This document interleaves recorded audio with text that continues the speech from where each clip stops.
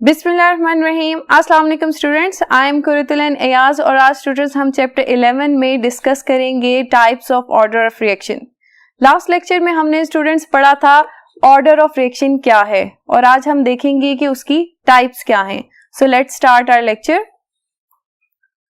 Students थोड़ा सा हम रिवाइज करते हैं कि लास्ट लेक्चर में हमने क्या डिस्कस किया था अबाउट ऑर्डर ऑफ रिएक्शन।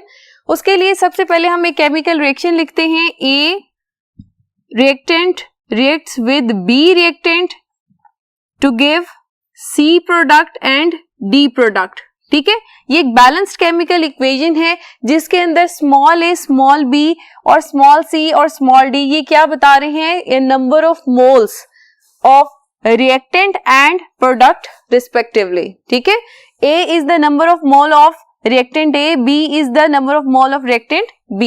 ठीक है, ये बैलेंस्ड केमिकल इक्वेशन है।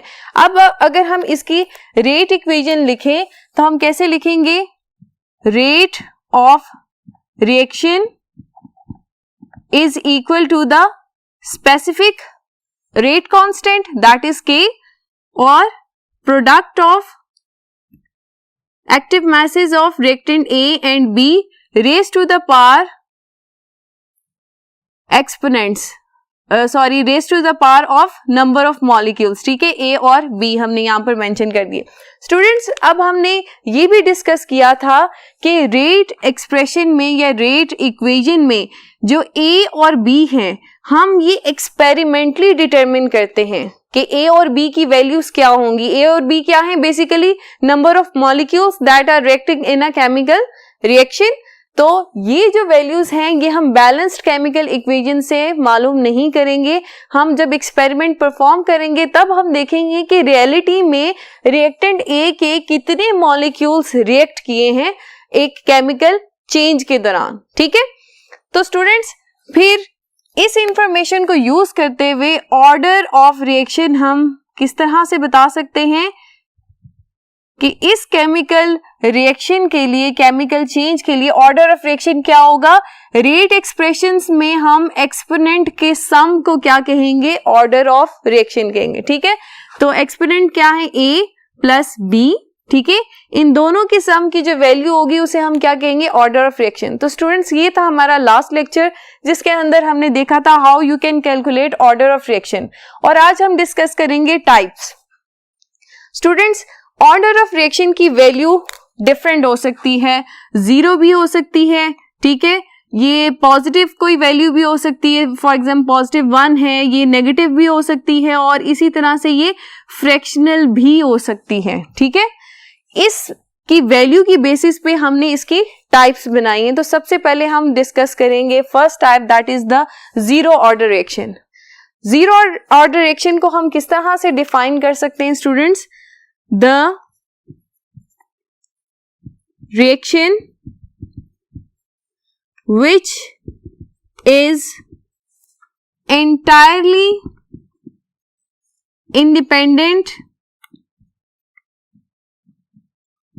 of the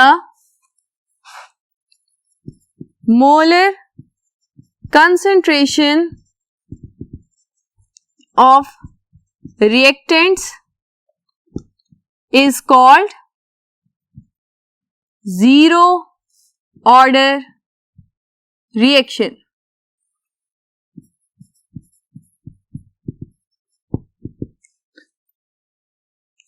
तो स्टूडेंट्स जीरो ऑर्डर रिएक्शन किस तरह का रिएक्शन होगा जिसके अंदर रेट ऑफ रिएक्शन जो है वो रिएक्टेंट की कंसंट्रेशन से इफेक्ट नहीं होगा।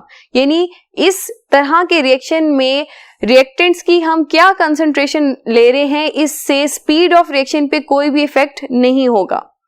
तो स्टूडेंट्स इसको हम मजीद एग्जांपल से अगर समझें तो अगर हम एक जनरल रिएक्शन लिखें कि ए रिएक्टेंट जो है that will convert into product. ठीक है, ए रिएक्टेंट जो है वो प्रोडक्ट में कन्वर्ट हो रहा है। अब हम इसका रेट एक्सप्रेशन लिखेंगे तो किस तरह से होगा, rate will be equal to K concentration of reactant A. और अभी हमने कहा था कि इस तरह के जीरो ऑर्डर रिएक्शन में रिएक्टेंट्स की कंसंट्रेशन रेट ऑफ रिएक्शन को इफेक्ट नहीं करती, तो मैंने यहाँ पर पावर या आप कह लें कि number of molecules of reactant A that are involving in a chemical reaction क्या है, 0 है। इसका मतलब है कि केमिकल चेंज जो आ रहा है वो रिएक्टेंट्स की कंसंट्रेशन की वजह से नहीं आ रहा, ठीक है। इस वजह से हम इसे क्या लिख रहे हैं, 0 लिख रहे हैं। तो फिर रेट ऑफ रिएक्शन किसकी इक्वल होगा, rate will be equal to the specific rate constant, ठीक है।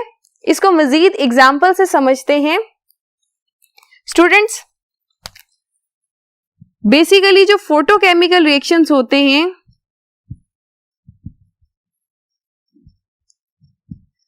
दे आर ऑल 0 ऑर्डर रिएक्शंस। उसकी क्या वजह है, आमतौर पे स्टूडेंट्स जो हम केमिकल रिएक्शन कहते हैं कि केमिकल चेंज आया है, जब रिएक्टेंट्स आपस में रिएक्ट करते हैं तो केमिकल चेंज किस वजह से आता है कि रिएक्टेंट के मॉलिक्यूल्स आपस में कोलाइड करते हैं और इफेक्टिव कोलाइजन की वजह से उनके अंदर एक केमिकल चेंज आता है और वो प्रोडक्ट्स में कन्वर्ट हो जाते हैं। जबकि फोटोकेमिकल रिएक्शंस में ऐसा नहीं होता। फोटोकेमिकल रिएक्शंस में लाइट इन्वॉल्व होती है और लाइट इंडिविजुअल मॉलिक्यूल के ऊपर फॉल करती है और वो रिएक्टेंट मॉलिक्यूल जो है उस लाइट को एब्जॉर्ब करता है और वो एक्साइटेड स्टेट में चला जाता है और फिर रिएक्टेंट्स आपस में कंबाइन होके न्यू प्रोडक्ट बना देते हैं। तो इसका मतलब है कि जो इंपॉर्टेंट फैक्टर है 0 ऑर्डर रिएक्शन में वो क्या है, लाइट है, ठीक है। फोटोकेमिकल रिएक्शंस में, फोटोकेमिकल रिएक्शंस हम डिस्कस करें 0 ऑर्डर रिएक्शन में।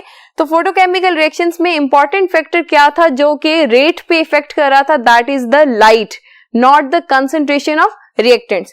इसमें एग्जांपल हम मजीद देखते हैं कि हाइड्रोजन और क्लोरीन, अगर स्टूडेंट्स आप इसको रिएक्ट करवाएं तो हमारे प्रोडक्ट्स क्या होने चाहिए, HCl बनना चाहिए। लेकिन स्टूडेंट्स अगर आप ये रिएक्शन जो है वो डार्कनेस में करवाते हैं, यानी कोई भी रोशनी मौजूद नहीं होगी, तो ये रिएक्शन नहीं होगा। अब आप देखें यहाँ पर हाइड्रोजन, इसकी भी कुछ कंसंट्रेशन मौजूद है, Cl2 इसकी भी कंसंट्रेशन मौजूद है, लेकिन स्टिल रिएक्शन नहीं हो रहा। इसका मतलब है कि 0 ऑर्डर रिएक्शन में कंसंट्रेशन इंपॉर्टेंट नहीं थी। क्या चीज इंपॉर्टेंट थी, लाइट। जब आपने यही रिएक्शन जो है सनलाइट की प्रेजेंस में किया, सूरज की रोशनी है, तो फिर ये रिएक्शन कंप्लीट हो गया, ठीक है, हमें डिजायर्ड प्रोडक्ट्स मिल गए। इसका क्या मतलब है, इंपॉर्टेंट फैक्टर क्या था, दैट वाज द सनलाइट, ठीक है। रिएक्टेंट की कंसंट्रेशन इस केस में इंपॉर्टेंट नहीं थी, सनलाइट इंपॉर्टेंट थी। तो रिएक्शन ऑर्डर ऑफ रिएक्शन यहां पर क्या होगा, 0 होगा, ठीक है। अगेन स्टूडेंट्स एक और हम सेकेंड एग्जाम्पल देखते हैं, that is the reverse of Haber's process. Haber's process क्या है, अमोनिया की सिंथेसिस है, 2NH3 और क्या बन जाएगा, N2 प्लस हाइड्रोजन, इनके साथ मिलके अमोनिया जब टूटेगा उसकी डीकंपोजिशन होगी तो नाइट्रोजन और हाइड्रोजन में कन्वर्ट हो जाएगी। अब स्टूडेंट्स अगर हम खाली अमोनिया को डीकंपोज करवाना चाहते हैं बगैर किसी एड के, तो ये रिएक्शन नहीं होगा। लेकिन जब हम यहां पर कैटलिस्ट रख देंगे इस रिएक्शन में, इस केमिकल चेंज के दौरान हम कैटलिस्ट को यूज करेंगे, तो फिर ये रिएक्शन होगा। इसका मतलब है इस केस में क्या चीज इंपॉर्टेंट है, कैटलिस्ट है जो कि रिएक्टेंट्स को रिएक्ट करवा रहा है, ना कि रिएक्टेंट की कंसंट्रेशन यहां पर इंपॉर्टेंट है। तो again that will be a 0 order reaction that is independent of the concentration of reacting molecules, ठीक है। तो स्टूडेंट्स आपने देखा 0 ऑर्डर रिएक्शन की हमने डेफिनेशन लिखी, मैथमेटिकल एक्सप्रेशन उसका लिखा, हमने एग्जांपल्स दी, और अब हम देखेंगे कि 0 ऑर्डर रिएक्शन में जो स्पेसिफिक रेट कांस्टेंट है उसके यूनिट्स क्या होंगे। तो यूनिट्स ऑफ के 0 का क्या मतलब है कि जब 0 ऑर्डर है तो तब यूनिट्स ऑफ कांस्टेंट जो कि रेट कांस्टेंट है उसके क्या होंगे, K will be equal to rate, जैसे कि हमें यहां पर पता चल रहा है। तो रेट के यूनिट्स क्या थे स्टूडेंट्स, रेट के यूनिट मैं आपको बताती हूँ, रेट का फॉर्मूला यहां पर लिख देती हूँ, rate of reaction was equal to the change in concentration over change in time, यानी with respect to time reactants की कंसंट्रेशन जब चेंज होती है तो क्या होगा, that is known as rate of reaction. ठीक है, अब कंसंट्रेशन का यूनिट क्या है, मोल पर डीएम क्यूब, और साथ ही जो टाइम है उसका यूनिट क्या आएगा, पर सेकेंड। ठीक है, तो जब हमने देखा कि rate constant zero order reaction में रेट के इक्वल है तो फिर इसके यूनिट्स भी किसके इक्वल होंगे, रेट ऑफ रिएक्शन के इक्वल होंगे। तो ये आ गए हैं यूनिट्स। जीरो ऑर्डर रिएक्शन में के यूनिट्स क्या होंगे, मोल पर डीएम क्यूब पर सेकेंड्स। ठीक है, वेरी इजी। अब स्टूडेंट्स हम नेक्स्ट टाइप की तरफ मूव करते हैं, that is the first order reaction. जी स्टूडेंट्स, फर्स्ट ऑर्डर रिएक्शन की अगर हम डेफिनेशन देखें तो हमारे पास क्या है, the reaction in which the molar concentration of only one molecule alter as a result of chemical change is called first order reaction. यानी ऐसा केमिकल रिएक्शन जिसके अंदर एक सिंगल रिएक्टिंग मॉलिक्यूल की कंसंट्रेशन जो है वो रेट ऑफ रिएक्शन को इफेक्ट करे, फिर हम इसे क्या कहेंगे, that will be the first order reaction. ठीक है, अब इसके भी अगर हम मैथमेटिकल एक्सप्रेशन लिखना चाहेंगे तो कैसे लिखेंगे, मैथमेटिकल एक्सप्रेशन हम लिखेंगे कि कोई रिएक्टेंट ए है वो प्रोडक्ट्स में कन्वर्ट हो रहा है। ठीक है, इस तरह से। तो यहां पर इसकी रेट इक्वेशन आप कैसे लिखेंगे, rate will be equal to K concentration of reactant A, और हमने क्या कहा था, वन मॉलिक्यूल, तो यहां पर पावर में क्या आएगा, 1 आएगा। ठीक है, that is showing first order reaction. कैसे, हमने क्या कहा था, ऑर्डर ऑफ रिएक्शन कैसे लिखते हैं, जो पावर्स हैं उनका सम लेने से। अब यहां पर सिंगल रिएक्टेंट मौजूद है तो सिंगल रिएक्टेंट की पावर क्या है, 1 है, तो ऑर्डर ऑफ रिएक्शन भी क्या आ जाएगा, 1 आ जाएगा। ठीक है, मजीद इसको एग्जाम्पल से समझते हैं, एग्जाम्पल देखते हैं जी। फर्स्ट एग्जाम्पल है हमारे पास हाइड्रोजन पर ऑक्साइड है। ये जब डीकंपोज होता है तो ये हाइड्रोजन और हाफ ऑक्सीजन मॉलिक्यूल, ये केमिकल रिएक्शन है। अब स्टूडेंट्स हम इसकी रेट इक्वेशन लिखेंगे, rate equals to constant H2O2 that is our reactant, और इसके कितने नंबर ऑफ मॉलिक्यूल्स रिएक्ट कर रहे हैं, 1। ठीक है, तो यहां पर 1 आ जाएगा, और इसी तरह से आप ऑर्डर इसका कैलकुलेट करेंगे तो ऑर्डर कितना आएगा, 1। ये फर्स्ट ऑर्डर रिएक्शन है। ठीक है स्टूडेंट्स, अब यहां पर आप एक बात देखें कि ये जो हमारी बैलेंस्ड केमिकल इक्वेशन थी, इसमें भी नंबर ऑफ मोल्स या आप कह लें मॉलिक्यूल्स ऑफ हाइड्रोजन पेरोक्साइड 1 थे, और हमारी रेट एक्सप्रेशन में या रेट इक्वेशन में भी जो एक्सपेरिमेंटली हमने डिटरमिन किया वो भी नंबर ऑफ मॉलिक्यूल्स कितने आए हैं, 1 आए हैं। तो ये हर दफा ट्रू नहीं हो सकता। मैंने आपको दोबारा बता रही हूं कि ये जो पावर्स हैं या हमने जो एक्सपोनेंट ए और बी कहा था वो हम एक्सपेरिमेंटली डिटरमिन करते हैं। इसको मजीद क्लियर करने के लिए मैं आपको एक और एग्जांपल देती हूँ। ये हमारी फर्स्ट एग्जांपल थी। सेकंड एग्जांपल देखें तो आपके जहन से ये बात क्लियर हो जाएगी। That is N2O5 to N2O4 plus O2, ये रिएक्शन है। ठीक है, अब अगर आप इस बैलेंस्ड केमिकल इक्वेशन को देखें तो आप क्या कहेंगे कि N2O5 के कितने मॉलिक्यूल्स जो हैं वो रिएक्ट करें, 2 मॉलिक्यूल्स रिएक्ट करें, तो क्या ये सेकंड ऑर्डर रिएक्शन होगा? ऐसा नहीं है स्टूडेंट्स। जब हमने इसका मैकेनिज्म देखा कि ये केमिकल चेंज किस तरह से आया है तो फिर हमें पता चला कि that is not a second order reaction, that is a first order reaction. वो किस तरह से, N2O5 ये डीकंपोज हुआ और इस तरह से ऑक्सीजन बनी N2O4 एंड एक एटॉमिक ऑक्सीजन बनी, that was a slow step. ठीक है, फिर N2O5 इस फर्दर एटॉमिक ऑक्सीजन के साथ रिएक्ट करती है और अगेन N2O4 साथ में ऑक्सीजन गैस ये बन जाती है प्रोडक्ट के तौर पे। ये है हमारा फास्ट रिएक्शन और ये ऊपर वाला जो रिएक्शन है that is the slow reaction. अब स्टूडेंट्स स्लो रिएक्शन जो होता है वो सबसे ज्यादा टाइम टेकिंग होता है और हम उसको मेजर कर सकते हैं कि उसने कितना टाइम लिया। अब आप देखिए स्लो रिएक्शन में कितने number of N2O5 molecules react कर रहे हैं, 1 मॉलिक्यूल रिएक्ट कर रहा है, ठीक है। तो हम स्लो स्टेप से ये देखते हैं कि कितने number of reacting molecules involve हैं, 1 मॉलिक्यूल ऑफ N2O5, तो इसका ऑर्डर क्या होगा, that will be the first order. अब इसका रेट एक्सप्रेशन अगर हम लिखें तो यहां पर लिख देती मैं, रेट एक्सप्रेशन कैसे लिखेंगे, K N2O5 और इसकी पावर क्या आएगी, दैट विल बी 1। अब स्टूडेंट्स आपने ये देखा कि बैलेंस्ड केमिकल इक्वेशन से हम ये पावर्स डिसाइड नहीं करते, हमने एक्सपेरिमेंट परफॉर्म किया और वहां से जो हमें इंफॉर्मेशन मिली कि स्लो स्टेप में N2O5 के कितने नंबर ऑफ मॉलिक्यूल्स इन्वॉल्व थे, 1 मॉलिक्यूल इन्वॉल्व था, तो फिर हमने यहां पर वैल्यू क्या दी, 1, ठीक है।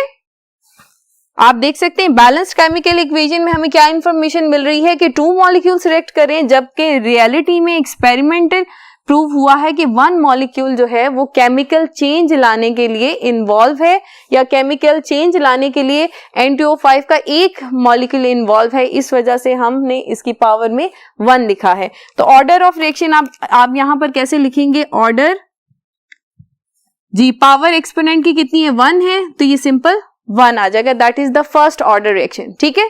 अब फर्स्ट ऑर्डर रिएक्शन के केस में हम यूनिट्स देखना चाहते हैं, यूनिट्स ऑफ K1। अब स्टूडेंट्स देखिए मैंने K1 लिखा है, K1 का क्या मतलब है, फर्स्ट ऑर्डर रिएक्शन है। K की यूनिट्स देखने के लिए हमें सबसे पहले लिखनी होगी rate equation, K journal reactant लिख रही हूं A और 1 इसकी पावर आ रही है, तो रीअरेंज करते हैं, K will be equal to rate of reaction and concentration of reactant A और इसकी पावर क्या होगी, 1 होगी, ठीक है।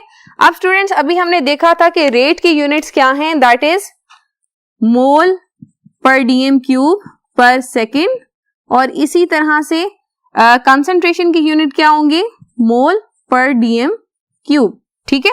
पावर 1 है तो इस वजह से ये इसी तरह से रहेगा। अब यहां पर हम देखते हैं क्या चीजें कैंसिल हो सकती हैं, मोल पर dm क्यूब कैंसिल हो गया, तो पीछे हमारे पास क्या बचा, सेकेंड पर सेकेंड, तो यूनिट हमारे पास क्या आया है, पर second, that is the unit for the first order reaction, ठीक है।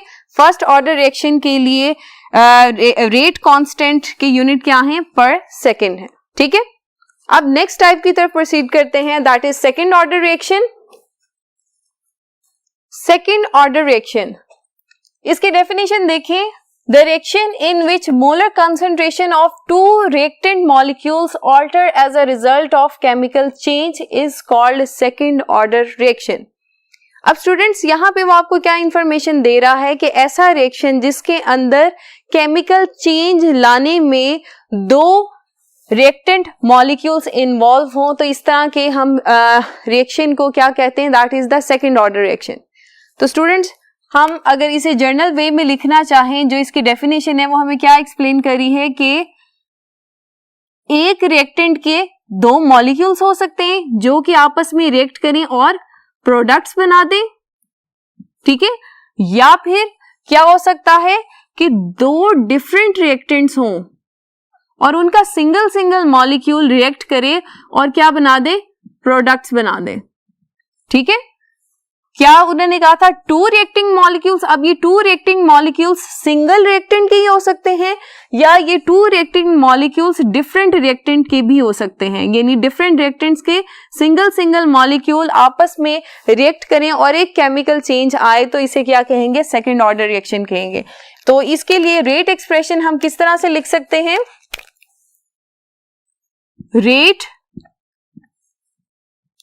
rate constant, rate of reaction is equal to rate constant and concentration of reactant A raised to the power 2। इसका क्या मतलब है कि सिंगल रिएक्टेंट उसके 2 molecule से involve हैं फॉर अ केमिकल चेंज, ठीक है। जबकि इस केस में रेट एक्सप्रेशन हम कैसे लिखेंगे, K product of reactant product of concentration of reactant A and concentration of reactant B, ठीक है। और इनकी दोनों की पावर्स क्या हैं, 1 1 है, वो हमें लिखने की जरूरत नहीं है, ठीक है। तो सेकेंड ऑर्डर के दो तरीकों से हम रेट एक्सप्रेशन लिख सकते हैं और दोनों में ऑर्डर ऑफ रिएक्शन क्या है, दैट इज 2।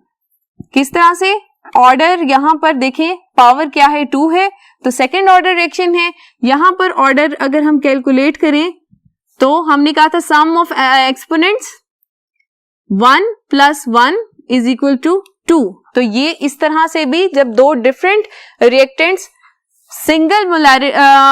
सिंगल मॉलिक्यूल के साथ रिएक्ट करें और केमिकल चेंज आए तो तब भी वो क्या होगा, सेकेंड ऑर्डर रिएक्शन होगा, ठीक है। अब इसकी एग्जांपल देखते हैं हम। एग्जाम्पल स्टूडेंट्स हमारे पास है 2NO2, ये रिएक्ट करता है और बनाता है 2NO प्लस ऑक्सीजन। अब बैलेंस्ड केमिकल इक्वेशन हमें क्या इंफॉर्मेशन दे रही है कि during a chemical change NO2 के कितने मॉलिक्यूल्स इन्वॉल्व हैं, 2 मॉलिक्यूल्स इन्वॉल्व हैं।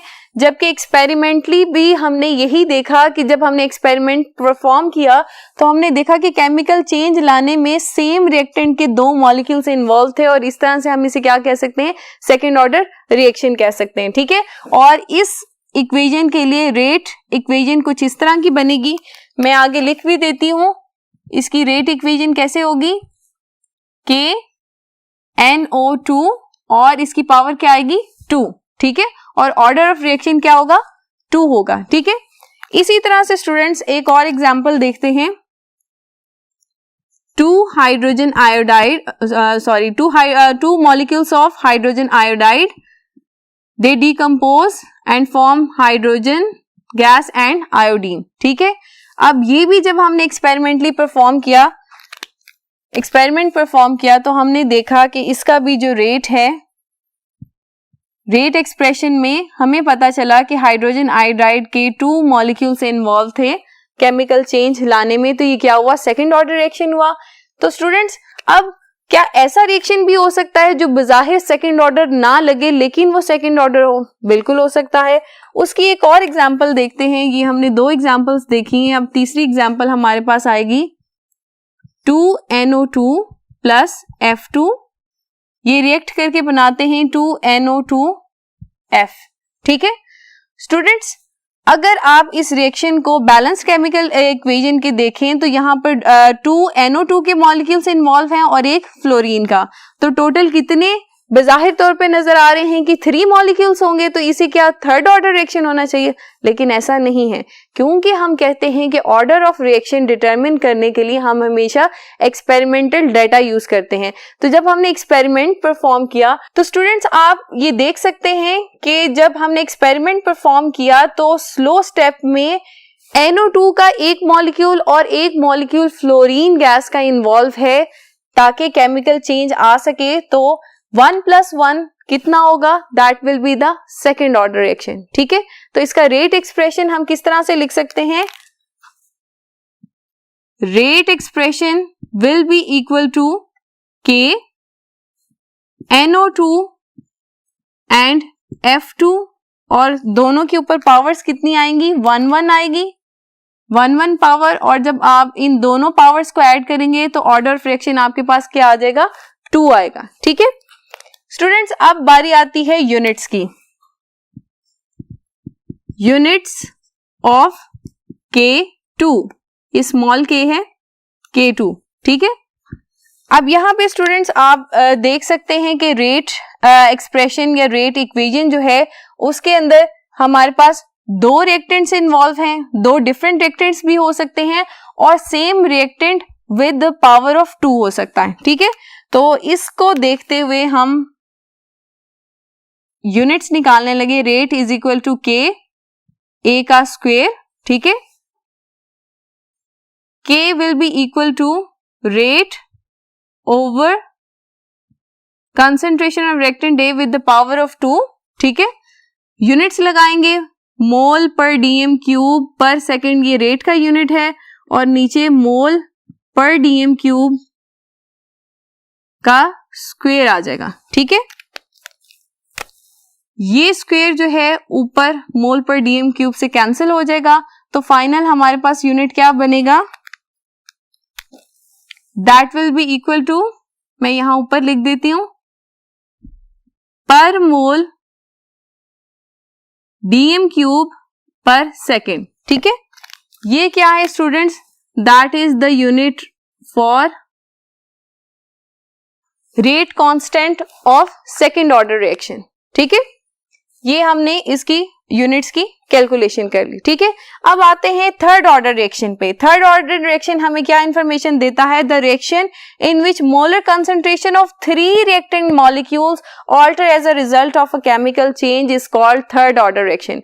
यानी अब ऐसा केमिकल रिएक्शन जिसके अंदर 3 मॉलिक्यूल्स रिएक्टेंट्स के इन्वॉल्व होंगे फॉर अ केमिकल चेंज, तो हम इसे क्या कहेंगे, थर्ड ऑर्डर रिएक्शन कहेंगे।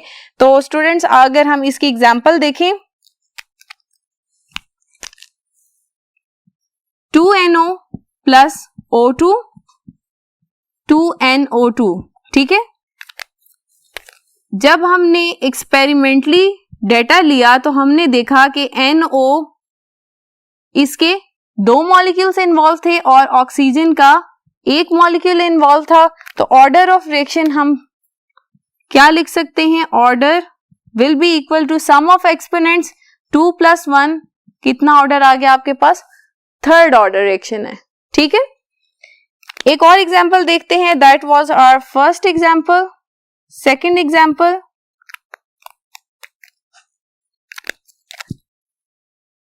To FeCl3 plus 6 potassium iodide, they will react to form 2FeI2, iron iodide है 6 KCl plus iodine।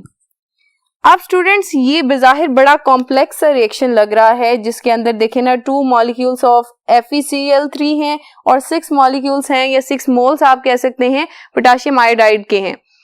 लेकिन स्टूडेंट जब हम एक्सपेरिमेंटली इस रिएक्शन को देखते हैं, ऑब्जर्व करते हैं, तो स्टूडेंट्स अब आप यहाँ पर देख सकते हैं इस रिएक्शन का जब डिटेल मैकेनिज्म हमने देखा तो हम देखते हैं कि स्लो स्टेप उसके अंदर कितने मॉलिक्यूल्स इन्वॉल्व हैं, उसके अंदर 3 मॉलिक्यूल्स इन्वॉल्व हैं। कौन कौन से हैं आप देख सकते हैं कि FeCl3 का 1 मॉलिक्यूल और पोटेशियम आयोडाइड के 2 मॉलिक्यूल्स इन्वॉल्व हैं to bring a chemical change. तो ओवरऑल ये रिएक्शन या इसका रेट एक्सप्रेशन हम कैसे लिखते हैं, मैं आपको लिख के बताती हूं, that is rate will be equal to constant FeCl3 1 molecule और पोटेशियम आयोडाइड इसके 2 मॉलिक्यूल से इन्वॉल्व थे। ठीक है, तो ओवरऑल ऑर्डर क्या होगा, order will be equal to 2 + 1 is equal to 3। ठीक है, तो स्टूडेंट्स आपने 2 एग्जाम्पल डिस्कस की थर्ड ऑर्डर रिएक्शन के लिए। अब यहां पर यूनिट्स हमने कैलकुलेट करने हैं, यूनिट्स ऑफ K3 का क्या मतलब है फॉर थर्ड ऑर्डर रिएक्शन। तो सिंपल हम लिखेंगे K is equal to rate over A3 कर लें। ठीक है, 3 मॉलिक्यूल्स इसके इन्वॉल्व हैं, आप यूनिट्स लिखेंगे रेट के, that is mole per dm cube per second. ठीक है, और इसी तरह से ही नीचे मोल पर डीएम क्यूब, इसका क्या हो जाएगा, क्यूब हो जाएगा। ठीक है, अब स्टूडेंट्स हम कैंसिल करते हैं, ये मोल पर डीएम क्यूब, ये क्यूब कैंसिल होके पीछे स्क्वायर रह जाएगा। ठीक है, तो यहां पर फाइनल यूनिट्स हम क्या लिखेंगे, पर मोल स्क्वायर। ठीक है, +6 आ जाएगा और यहां पर सेकेंड आ जाएगा। ठीक है, तो ये जो यूनिट्स हमारे पास आए हैं ये थर्ड ऑर्डर रिएक्शन के लिए K कांस्टेंट के यूनिट्स आ गए। ठीक है, अब स्टूडेंट्स नेक्स्ट प्रोसीड करते हैं pseudo first order reaction. Students ये किस तरह का रिएक्शन होगा? अभी हम फर्स्ट ऑर्डर रिएक्शन डिस्कस किया था जिसके अंदर हमने देखा था कि ऐसा रिएक्शन जिसके अंदर one molecule of a reactant वो इन्वॉल्व होता है केमिकल चेंज लाने में। तो students pseudo first order reaction क्या होगा? सूडो का मतलब है फॉल्स, यानी ऐसा रिएक्शन जिसके अंदर एक से ज्यादा रिएक्टेंट्स इन्वॉल्व होंगे लेकिन सिर्फ और सिर्फ एक रिएक्टेंट की concentration he rate of reaction को इफेक्ट करेगी। किस तरह से देखते हैं, एग्जांपल लेते हैं hydrolysis of tertiary butyl bromide, that is tertiary butyl bromide. ठीक है, इसकी हाइड्रोलिसिस करते हैं हम, वाटर एक्सेस में प्रेजेंट है और हमारे पास अल्कोहल बन जाएगी और HBr, ये हमारे पास प्रोडक्ट्स आ गए। अब स्टूडेंट्स देखा जाए तो इस रिएक्शन के अंदर दो रिएक्टेंट्स इन्वॉल्व हैं, ठीक है, एक टर्शियरी ब्यूटाइल ब्रोमाइड और दूसरा वाटर है। लेकिन स्टूडेंट्स हम एक्सपेरिमेंटली ये देखते हैं क्योंकि water is acting as a solvent, ये बहुत ज्यादा एक्सेस में है तो इसकी कंसंट्रेशन जो है वो रेट ऑफ रिएक्शन पे इतनी इफेक्ट नहीं करती। ठीक है, तो रेट इक्वेशन में या रेट एक्सप्रेशन में किसकी कंसंट्रेशन इफेक्ट करेगी? That is of tertiary butyl bromide. ठीक है, इस तरह से। और इसकी मॉलिक्यूलरिटी अगर हम देखें तो वन मॉलिक्यूल इन्वॉल्व होता है। बेसिकली सबसे पहले आयनाइजेशन होती है। आप इसका मैकेनिज्म देख सकते हैं कि टर्शियरी ब्यूटाइल ब्रोमाइड जो है वो पहले एक आयनाइज होता है, कार्बोकेटाइन बनता है और ब्रोमाइड आयन बनता है और that is the slow step. और उसके बाद सिंपल देखें वाटर के साथ ये कार्बोकेटाइन रिएक्ट करके इसकी हाइड्रोलिसिस हो जाती है और हमारे पास हमारे डिजायर्ड प्रोडक्ट्स आ जाते हैं। यानी स्लो रिएक्शन में अगर हम देखें तो टर्शियरी ब्यूटाइल ब्रोमाइड के कितने मॉलिक्यूल्स इन्वॉल्व हैं? सिंगल मॉलिक्यूल इन्वॉल्व है। इस वजह से स्टूडेंट्स आप देख सकते हैं कि रेट इक्वेशन या रेट एक्सप्रेशन में भी टर्शियरी ब्यूटाइल ब्रोमाइड का सिंगल मॉलिक्यूल हमने मेंशन किया है। That is why it is a pseudo first order reaction. यानी वाटर एक्सेस में है लेकिन वो इन्वॉल्व नहीं है इन द केमिकल चेंज, यानी जो स्लो स्टेप था उसके अंदर वाटर की कंसंट्रेशन का कोई इफेक्ट नहीं है। इस वजह से हम इसे क्या कह रहे हैं? That is the pseudo first order reaction. ठीक है स्टूडेंट्स, अब बात आती है फ्रैक्शनल ऑर्डर रिएक्शन। हमने स्टार्ट में कहा था कि ऑर्डर ऑफ रिएक्शन की वैल्यू 0 भी हो सकती है, पॉजिटिव भी हो सकती है और फ्रैक्शन में भी हो सकती है। ठीक है, अब फ्रैक्शन किस तरह की होगी? एग्जांपल देखते हैं पहले। CHCl3 प्लस क्लोरीन, ये जब आपस में रिएक्ट करते हैं तो कार्बन टेट्राक्लोराइड और HCl बनता है हमारे पास। ठीक है स्टूडेंट्स, अगर आप देखें कि एक्सपेरिमेंटली ये रिएक्शन किस तरह से प्रोसीड करेगा, इसका स्लो स्टेप और फास्ट स्टेप को अगर हम ऑब्जर्व करें तो आप देख सकते हैं कि स्टूडेंट्स इसके स्लो स्टेप में 1.5 मॉलिक्यूल्स इन्वॉल्व हैं। आप देख सकते हैं कि CHCl3 और क्लोराइड रेडिकल जो है, ठीक है, Cl रेडिकल इन्वॉल्व है। तो ओवरऑल ये कितने मॉलिक्यूल्स होंगे जो कि स्लो स्टेप में केमिकल चेंज लाने के इन्वॉल्व हैं? That is 1.5। ठीक है, 1 इज फ्रॉम द CHCl3 और Cl रेडिकल जो है that is half of the molecule of chlorine gas. Cl2 का ये हाफ है, इस वजह से हम इसे 0.5 कंसिडर करेंगे। तो रेट इक्वेशन में हम किस तरह से लिख सकते हैं? रेट एक्सप्रेशन इसका K CHCl3 1 and Cl2 half, क्योंकि इसका रेडिकल यूज हो रहा था। ठीक है, Cl radical was reacting in the slow step. तो ऑर्डर क्या होगा इसका? Order of reaction will be 1 plus half, that will B 1.5। तो आप देख लें फ्रैक्शनल में भी ऑर्डर ऑफ रिएक्शन आता है। ठीक है, अब स्टूडेंट्स एक एक्सेप्शनल या आप कह लें कि रेयर केसेस में नेगेटिव ऑर्डर रिएक्शन भी ऑब्जर्व किए जाते हैं। नेगेटिव ऑर्डर रिएक्शन कैसे होगा?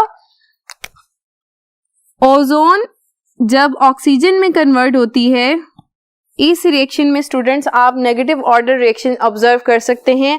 आप इसका रेट एक्सप्रेशन देखें किस तरह से है। रेट एक्सप्रेशन में के कांस्टेंट, ओजोन, इसके कितने मॉलिक्यूल्स इन्वॉल्व हैं? 2, और बनने वाली ऑक्सीजन जो है ये दरअसल नेगेटिव इफेक्ट करती है, ये मजीद ऑक्सीजन नहीं बनने देती, ये रिएक्शन को रिवर्स साइड पर लेकर जाती है, इस वजह से यहाँ पर ऑर्डर ऑफ रिएक्शन जो है वो नेगेटिव हो गया है, -1 हो गया है। स्टूडेंट्स आपको इस टाइप की डिटेल में जाने की जरूरत नहीं है, ये जस्ट आपको एक एक्स्ट्रा इंफॉर्मेशन के तौर पे बताया गया है कि ऑर्डर ऑफ रिएक्शन नेगेटिव भी होता है, ठीक है। तो स्टूडेंट्स हमने तमाम ऑर्डर ऑफ रिएक्शन की टाइप्स को डिस्कस किया है। आइए स्टूडेंट्स फर्दर एक्सरसाइज से रिलेटेड कुछ क्वेश्चंस को डिस्कस करते हैं।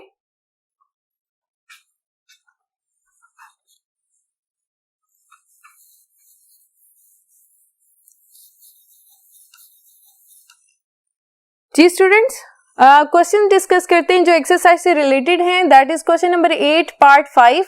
The unit of rate constant of a second order reaction is dm cube पर मोल पर second, but the rate of reaction is mole पर dm क्यूब पर सेकंड। वो आपसे पूछ रहा है second order reaction rate constant के यूनिट डिफरेंट क्यों हैं और रेट ऑफ रिएक्शन जो है उसके यूनिट डिफरेंट क्यों हैं, ठीक है।